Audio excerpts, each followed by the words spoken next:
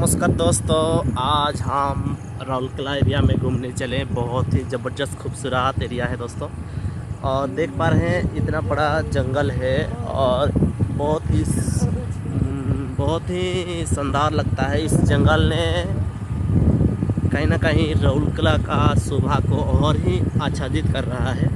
और मैं तो आपको यही सलाह दूँ दोस्तों, कभी ना कभी आप एक बार आइए इसी जंगल की तरफ घूमने के लिए। बहुत ही शाम के समय ना बहुत ही मन फुर्ती रहता है और बहुत ज़बरदस्त लगता है। ठीक है, हम लोग आज 3 चले आए घूमने के लिए। बहुत ही चलो अच्छा ही लग रहा है आज।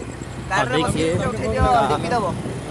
हमारा भाई लोग गाड़ी चला रहे हैं तो बहुत ही ज़बरदस्त लग रहा है। ये देखिए दोस्तों, और शानदार एरिया है दोस्तों। ठीक है, ये कहीं ना कहीं बहुत ही अच्छा ही एरिया है।